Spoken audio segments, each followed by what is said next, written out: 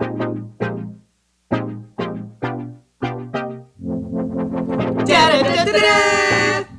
the checkpoint!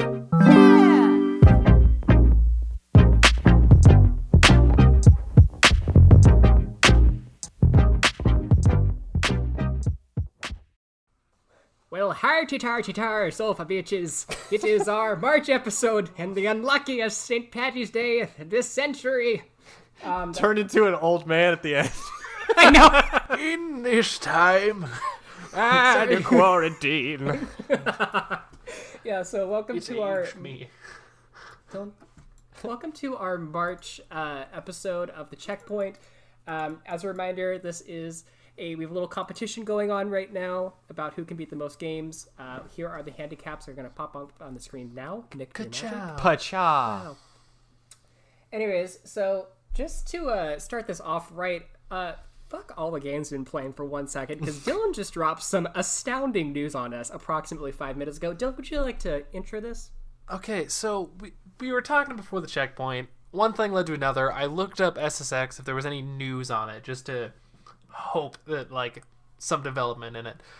Okay, so Red Schaffner, speaking to Loud Bible, I guess in the same interview, also said Xbox did a good job re-releasing SSX 3 for the Xbox One, and is beautiful, actually. And I was like, hold up. Jacob and Nick, supposedly, they re-released SSX 3 for the Xbox One. And then Nick and I shat our pants. Yeah. In sequence. We were scrambling to see if we could get it on Windows as fast as possible. I said, take my money. I was reading my credit card number off. It was a whole thing. Turns out it's not on there, boys. Well, it is. It is. No, we just have yeah. to have an Xbox. Exactly. Which We do don't not have one. But you know what I'm going to do? I'm buying this new Xbox just for SSX 3. And you all can think I'm kidding, but I'm not. I'm deadly serious. I did it for Kingdom Hearts 3. That's why I bought a PS4. I'll do it again for the Xbox. It's worth it. It's worth it. All $600 or some odd dollars it might be, totally worth it. For one purely fine-tuned SSX 3 gaming machine. That came out in 2003. Exactly. It's taken us almost 10 years, but we finally perfected it. We finally perfected the system that has to encapsulate this amazing title. If it doesn't have 4K visuals on these polygons, what's the point? What's the point? I don't even know. They're just playing games at this point. All right, so to start things off, I am going to talk about something that I beat this month because I was the lowest on the totem pole again, which is a little hurtful. But actually, all of us ended up beating it, and that game was Borderlands 3. So, yeah.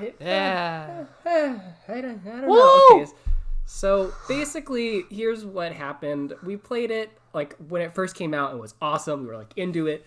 And then at, like, hour fucking 30, when it was still going on doing the same, like, go find something and bring it back missions, or go kill this and bring it back missions, we got really, really over it. And to be honest, it really waned on me specifically. I did not love it. And also the final thing, my computer just like shat out completely. And so the final sequence, I like could see every 20th frame for the entirety of it. So I don't actually even really know what happened. I was trying to listen through like Dylan and Nick play through it, but I wasn't like the biggest fan of it. It was definitely the best Borderlands game that's come out so far, but like the other ones that I've played, because I've played them all in the last year now, it just went on like 10 hours too long, and it really should have been shortened, IMO. So for that, I'm going to give it a solid 4 Slade pup skags out of 10, which is kind of harsh, but that's just how I feel. Did not leave a great taste in my mouth. Can I add something on this? All right, Dylan. I also wanted to be clear that when we were playing through it, we were playing every single mission up until like the last area as well. Yeah, we didn't just we didn't streamline it. We tried to beat everything, and that's I think also part of the reason why it waned on us so heavily was there's a lot of side missions that are very, very boring. Yes, but also to your point, Dylan, that's half the charm of Borderlands 3 is the humor, and that's where the humor comes through is all those side missions, right? Yeah, but I would also I will chime in now. I'll chime in on Jake's time. We're just gonna all talk over you, Jake, for a quick second. Just to go on to that is about the Borderlands charm. Borderlands 3 was like one note. the entire time.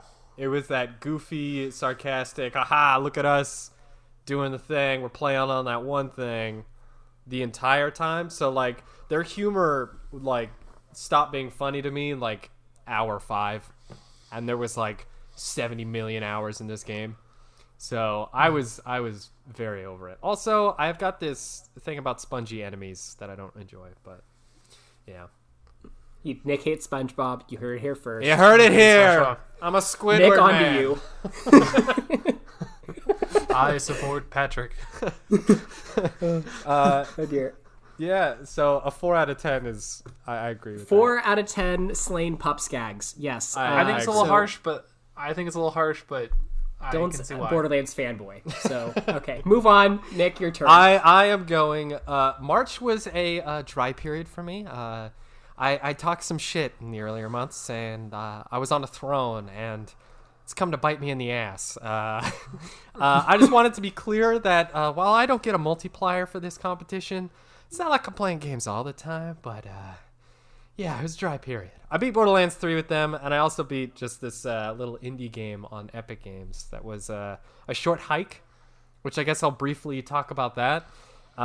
It was a lovely time. I think I beat it in 3 hours. Kind of reminds me of like an isometric, I guess it's isometric to begin with, but it kind of reminded me of Animal Crossing in the way the characters are designed. And you play this like little bird, and he goes on this little hike. You know, basically he's a homebody who's gone through some stuff with his family, and then he goes on this hike and relearns how to have fun.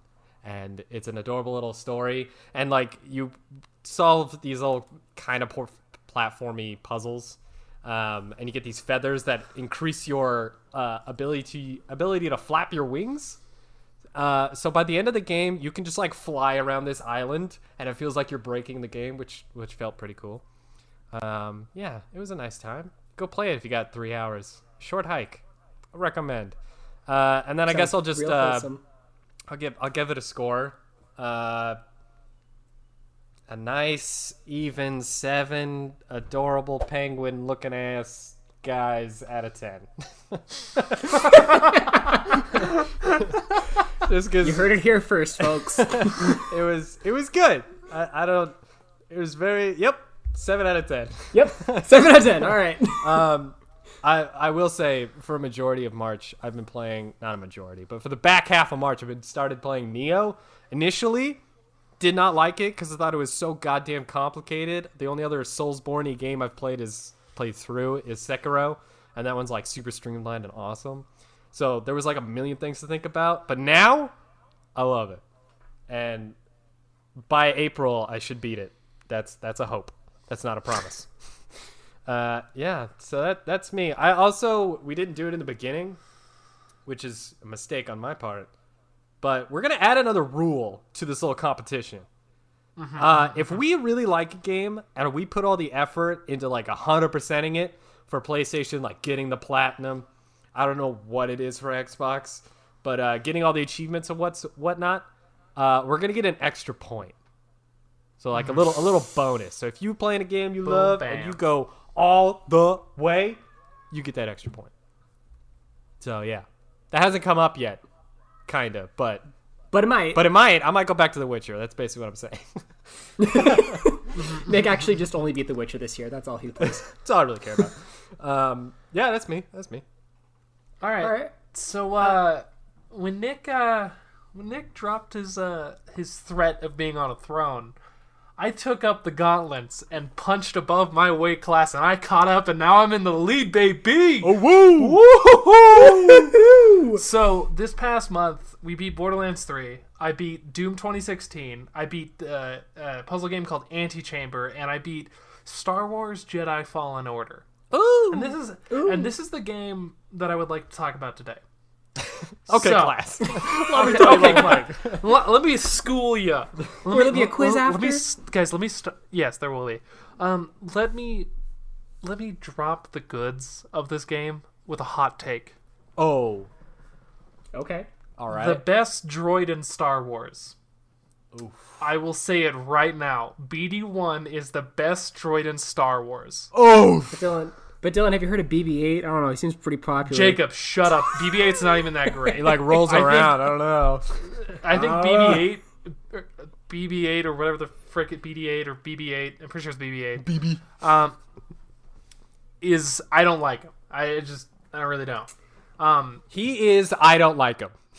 Jacob, he's pretty alright at best. That's all I'll give him. I'm letting you know, Jacob. These are like my top 3 droids of all time. It's BD-1, the basic battle droids, like the Roger guys. Oh yeah. Great. And then the Gonk droid, because you gotta love the Gonk. But okay, okay. Enough of that aside. Let's continue. Let's continue on this little Speak up there, bud. of good news. I just forgot what I was gonna say. So, guys, some good news. It's got snappy combat. There's a diverse character races of the Star Wars universe. Beautiful, and interesting planets that you get to visit. There's the platforming's pretty fun. The customizable lightsaber. Oh my god. Oh yeah. Oh my god. Oh yeah. I like the ending a lot. Oh. It's not where I thought it was gonna go, but it happened, and I was like, there was one of the best interpretations of a certain famous Star Wars icon in the game. The Porg? Was it the Porg? Jacob, I knew it was Porg. That's not a famous Star Wars icon. Are you kidding me? They are the cutest I don't thing consider I've it ever an seen in my icon. life. I don't like the first thing when I think Star Wars. I don't think Porg. Well, I think you're doing it wrong. Anyways, I don't know. Also, there are Gonk droids in the game. I said it. All right. I'm sorry if that's spoiler. Gonk droids. Okay. They're again top three right there. Okay. Also, so we're gonna continue on to some bad things. Oh, okay. Sometimes it can be a little buggy. I definitely ran into a couple bugs where I was swinging on a rope and then I just get launched into space, and I'm just like, well, that's not supposed to happen. That happened a lot?